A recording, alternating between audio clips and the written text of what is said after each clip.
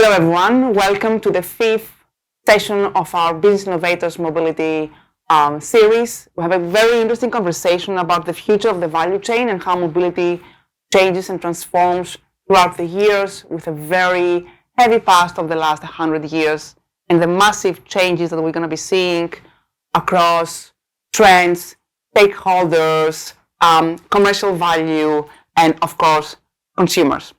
I will start with a very simple question to both of you, which is about what is the new mobility value chain that has completely changed? And the second thing is that we know it changed because we hear new terminology. Okay, you mentioned a couple of terms that we didn't hear about them a few years ago. So I would like to hear from you, how do you see the new mobility value chain? Ammar. Now, of course, now with vehicles from manufacturing, if you start, you have most of the technology capabilities already built in within the vehicle. If you recall, maybe 15 years ago or so, we introduced the navigation system or so on, maybe 20 years ago even. The navigation was not as mature. Today, the car has almost a server and a laptop within it. So the technology implications moved into the vehicle manufacturing, building in a lot of elements that can support the comfort and also the smartness of the vehicle, like the accident prevention, sensors, and so on. Furthermore, moving into the electrical, which I'll leave that to the expert, Adam. But that's from the manufacturing perspective. As we move into the value chain across multiple, let's say, commercial and consumer, definitely the introduction of Uber a while back, the ride sharing and the concept of mobility, moving from a service that I would own to a service I subscribe to. So this is the mass, right? Yeah. So we're borrowing a term from software as a service, infrastructure as a service, to mobility as a service. So it becomes more of a subscription model that I only get the benefit of it without the consequence of the logistical or the extra expenses that helps me, whether I'm transporting goods or individuals and so on. So a tremendous change has happened. And I would add one more last thing, is that this concept is, while it's new, it's maybe the trend is new and so on, but if you look years back, maybe 50 years or more, ride sharing happened in school buses. Yeah. So they're like, there's every bus removes about 36 vehicles from the road. So even the environmental, the carbon dioxide emission and so on, is a positive implication. But definitely this is a huge, I would say, domain. It's the backbone of infrastructure of most countries, and will definitely continue to excel. Okay. I will ask you the same question, but I will add another element I would like you to help us here. Challenge me. Yes. Are there losers and winners in this transformation of the new mobility value chain? Yes. Okay. Can you be more specific for that? Yeah. Do you want me to expand on that? So I'll answer that question first. So yes, there are winners and losers, and it's only down to a mindset. If you're not prepared to collaborate, then you probably will lose. And I've run businesses and fortunately exited several.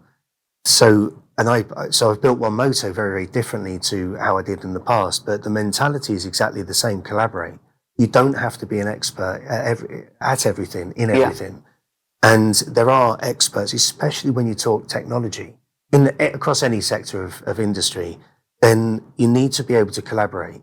So from a founder startup scenario, you don't know everything. First-time founders certainly have a lot more ego. I know I did X amount of years ago. You have that ego: I can do this, I can make change, I can bring change. You really need to accept that you can't do everything yourself, nor should you. And there's experts out there. Collaborate. There's enough potential, whether it's a commercial or impact. You collaborate, great minds in multiples can achieve great things. So yes is the answer to that question. Going to the value chain, something when I built One Moto was very collaborative, and we do that across every single channel that we and vertical we work in. But really, the value chain, if you need to have control, but yet empowerment. So if we take manufacturing, for example, we don't believe in having these great big gigafactories, but not for our business. For others, it may work. But then if you can domesticate the supply chain in as many countries as you expand into, you're not only creating jobs directly, but also by proxy. And then that creates loyalty. So if you have a few hundred people working in a, say, a micro factory that might produce between 3,000 and 10,000 vehicles a month in a certain territory in Africa, you're not only increasing the job ability, so you're ticking some SDGs along the way, but then those employees and their families are being positively affected. So then you get a bit more loyalty through creating opportunity.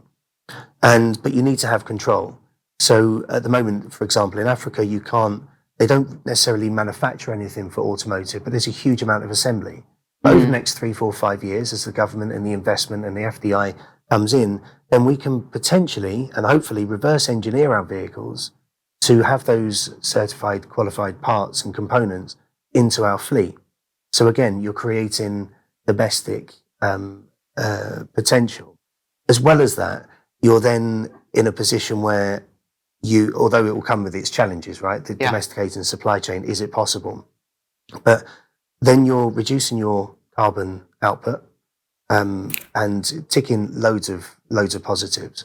So, but you need to have control, but you need to empower those micro environments. And the other side of, so away from manufacturing, is how do you, in the market of last mile, the gig economy, in every territory that we operate, it works very differently here to Europe. Europe's slightly different to the US, for example, big markets. But if you can have a model with a slight iteration will work.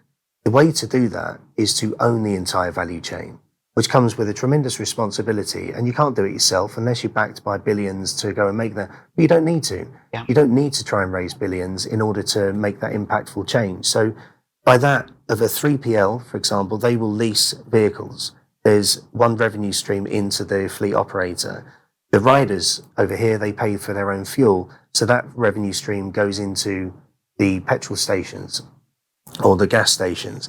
Then you have the telemetry. No one really wants to pay for telemetry, but there's tremendous value in that. So the governments want that. But that's an external revenue for an external party. And then you have the workshop, after sales and so on. What we've done is by creating this fully owned value chain is we earn from the fleet. We earn from the energy source or the fuel source. We earn the telemetry, and then we earn from the after sales. So by owning that value chain and then working with partners, it does create a winning attitude. Amazing. You talk about revenue streams, but we're going to discuss about that later in more detail. I want to add another element, because you said about moving from mass transportation to mobility as a service, so from mass to mass. And I would like to introduce into this conversation the end user, the consumer, who the way they behave, they change, the expectations, the kind of service they're looking for, how they pay for that. How do you see the role of the end user into the mobility as a service coming up and being strong and providing the service they need to the people? The producer or the consumer? The consumer. The consumer. Back to a point mentioned by Adam related to the culture. Definitely when you look at the Middle East in general, if you put a threshold for GDP per capita and say the GCC is different than the other countries, the culture of having cars and having multiple cars and driving and so on to work or for social and so on is very heavy. But we see the trend of changing, especially with the increase of gas prices and so on. So what was not acceptable maybe 5 years ago is acceptable. Now today, people, if I'm going from Dubai to Abu Dhabi, maybe I need to call an Uber. I know, but will I share an Uber with someone else? But that culture is changing a little bit of sharing and so on. Also, the cost-benefit analysis at the individual level. Okay. So sometimes, okay, how much it's going to cost me to go from A to B? I own a car already and so on versus a taxi or an Uber and so on. So that cost-benefit analysis at the individual level is now being thought through, and definitely the behavior of the consumer is changing towards the opportunity of using mobility as a service, subscribe, instead of spending your money and so on. So this may be in what I see. Okay. Adam? I do have something on that. I'm sure you have. Yeah, sorry. I've always got something to say. I believe it's down to convenience. And I don't actually think it's changed tremendously from what we've all been facing. Yes, if you're fortunate enough to have the capacity to be able to buy a vehicle, then that's the CapEx. Beyond that point, it's OpEx. So the mobility as a service needs to fit in with that mindset, and that's convenience. If you live in a villa and you've got to walk half a kilometre to go and get a shared vehicle, or you're waiting for a taxi, regardless of the supplier, you want convenience. I don't want to wait 12 minutes. I want to wait 3 minutes. But then from a customer's perspective, we need to be more conscious, caring, empathetic, that we need to be more organised as well. From a consumer's point of view, this 10-minute, 5-minute, 15-minute delivery to get your products delivered to you, I genuinely think we're failing as a human race if we desperately need to have something in such a short delivery time. You know, there are exceptions, migraine tablets, something like that, but the majority of products that actually get delivered don't need to be delivered in that 10-minute time frame. You're creating massive issues for the safety and welfare of riders. That's true. They're not a commodity, they're human beings. That's something that needs to be addressed.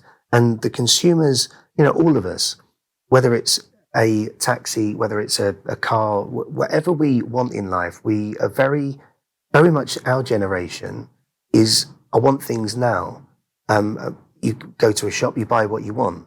Whereas parents' generation, grandparents, you buy what you need and you get presents at Christmas or a religious festival or at holidays, or, you know, birthdays. So consumer behavior is very, very different then to what it is now. But convenience is absolute paramount importance. You want to have a vehicle whenever you are ready for it. And I think from a manufacturing, from the mobility as a service industry or sector, one of the critical points is gamification. Yes, you have to make it very easy to use. You have to make it very quick to use. But it's the gamification.